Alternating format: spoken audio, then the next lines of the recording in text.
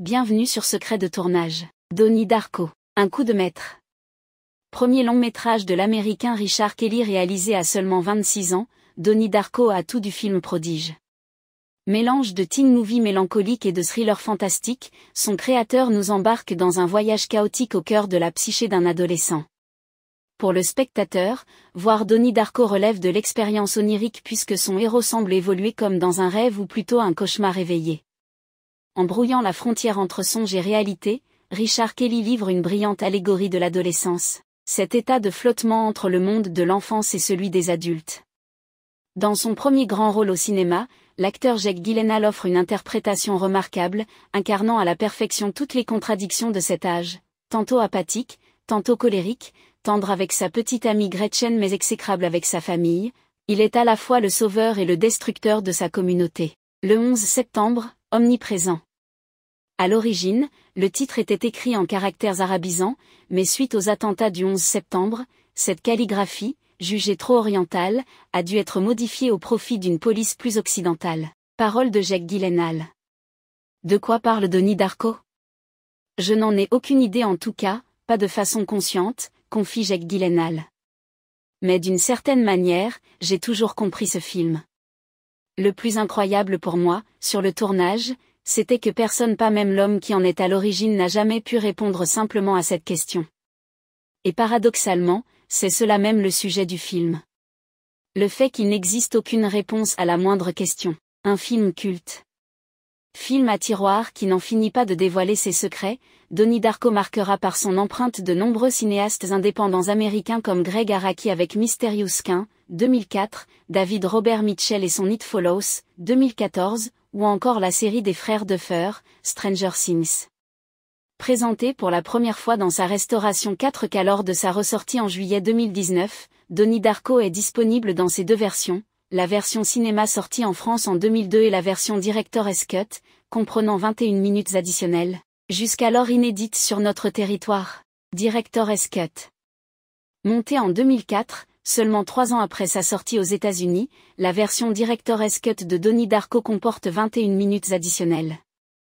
Elle comprend de nouvelles scènes restaurées, une bande-son modifiée et des extraits du livre intradiégétique Philosophie du voyage dans le temps, écrit par le personnage de Roberta Sparrow. Nous n'essayons pas d'arnaquer les fans du film, explique Richard Kelly. C'est vraiment une nouvelle expérience cinématographique qui creusera plus loin le sens du film, offrira de nouveaux indices et de nouvelles solutions à l'énigme et ajoutera une nouvelle couche de mystère.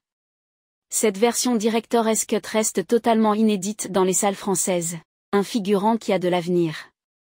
Donnie Darko est le théâtre des débuts cinématographiques de Seth Rogen, acteur comique bien connu, remarqué récemment pour son rôle de héros loser dans The Green Hornet.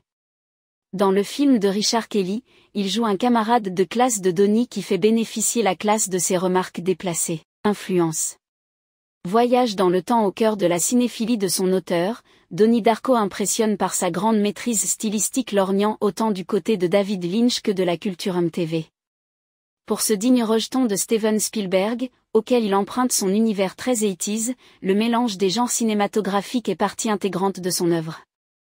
Largement influencé par le fantastique à la Philip K. Dick, son portrait d'une ville typique de la province américaine, théâtre de toutes les bizarreries, le rapproche en outre de films d'horreur comme Carrie au bal du diable, 1976, ou, plus récemment, de Scream, 1996.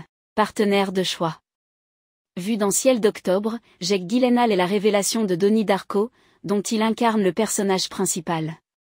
Un jeune comédien qui a pu compter sur son entourage immédiat pour un rôle difficile.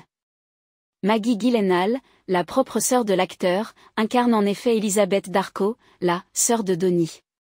Également au générique, Mary McDonnell, la mère de Donnie, et James Duval, son meilleur ami Frank, se connaissaient eux aussi avant le début du tournage, pour avoir joué ensemble dans Indépendance Day de Roland Emmerich. Drew Barrymore productrice. À l'affiche de Donnie Darko, Drew Barrymore est également productrice exécutive du film. Un rôle que la comédienne a déjà tenu sur College Attitude, à travers sa société Flower Film, et sur Charlie et ses drôles de dames qu'elle a produit. Nommé à Sundance. Film à l'ambiance étrange et mélange des genres, Donnie Darko a fait sensation au festival de Sundance 2001 où il était présenté. À tel point qu'il fut nommé au Grand Prix du jury, finalement remporté par Danny Balin d'Henri Béhan. INXS abandonné. Situé au cœur des années 80, Donnie Darko utilise de nombreuses chansons de l'époque dans sa bande originale. Le premier montage de la séquence d'ouverture du film comprenait le titre Never Tear US à part du groupe australien INXS. Les droits de l'œuvre se révélant prohibitifs, cette version a dû être abandonnée au profit d'une nouvelle, illustrée cette fois par The Killing Moon du groupe Echo and the Bunnymen. Une version longue plus explicite. Il est à noter que pour des raisons de budget, Richard Kelly n'a pas pu mettre la beau qu'il voulait, et que le film est plus court que ce qu'il devait être. Cependant, une version longue du film existe, où l'on peut entendre la beau rêvée par Kelly, ainsi que des scènes facilitant largement la compréhension du film, notamment sur les hallucinations de Donnie. Naissance d'un mythe. Richard Kelly écrit le scénario de Donnie Darko en 1997, alors qu'il termine ses études de cinéma à l'Université de Californie du Sud. Une fois l'écriture achevée, lui et son producteur Sean M. C. Kittrick font le tour de Hollywood pour proposer cette « attrape-cœur à la sauce Philippe K. Dick », dixit son auteur. Bientôt, la célèbre agence CAA, Creative Artist Agency, se montre intéressée. Pendant 1 an et demi, les deux comparses enchaînent les rendez-vous, en vain si les gens sont séduits par le projet. Ils sont toutefois réticents à l'idée d'embaucher un réalisateur et un producteur débutant. Tout bascule lorsque l'acteur Jason Schwartzman, la star du premier film de Wes Anderson, Rushmore, en 1998, accepte de signer pour le rôle de Donnie Darko. Puis c'est au tour de la célèbre actrice Drew Barrymore, alors en plein tournage de Charlie et ses drôles de dames, 2000, d'être intéressée par le projet. Non seulement celle-ci accepte de jouer le rôle de Mademoiselle Pomeroy, la professeure d'anglais du lycée, mais elle souhaite également que sa société de production Flower Film finance le film. Le tournage commence en juillet 2000 avec le jeune acteur Jake Gyllenhaal dans le rôle de Donnie Darko, suite au désistement de Jason Schwartzman. Tournage éclair. Tourné en 28 jours avec un budget de 4,5 millions de dollars, Donnie Darko bénéficie d'une équipe de rêve. Si, pour son réalisateur Richard Kelly, il s'agit d'un baptême de feu, ce n'est pas le cas pour de nombreux acteurs et techniciens du film, le directeur de la photographie Steven Poster qui a travaillé sur le plateau de rencontre du troisième type, 1977, et Blade Runner, 1982, les acteurs Katharine Ross, le lauréat, 1967, Patrick Swayze, Ghost, 1990, Drew Barrymore, E.T. l'extraterrestre, 1982, ou Noah Will, John Carter dans la série Urgence, 1994 à 2009. D'un éclectisme rare, ce casting reflète avec brio la grande cinéphilie de Richard Kelly.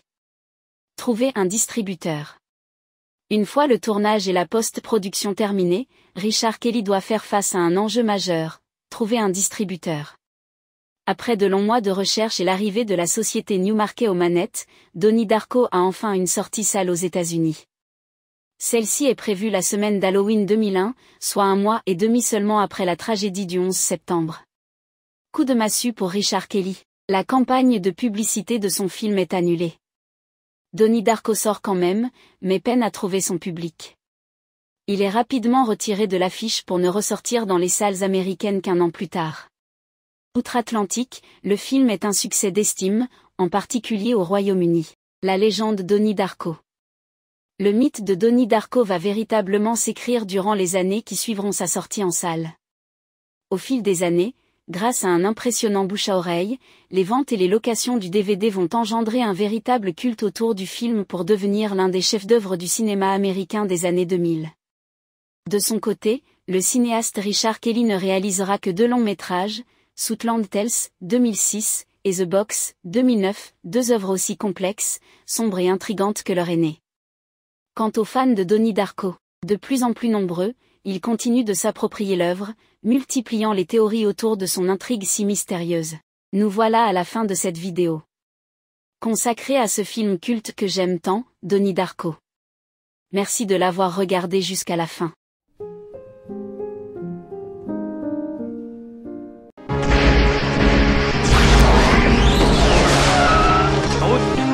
Là où on va, on n'a pas besoin de route.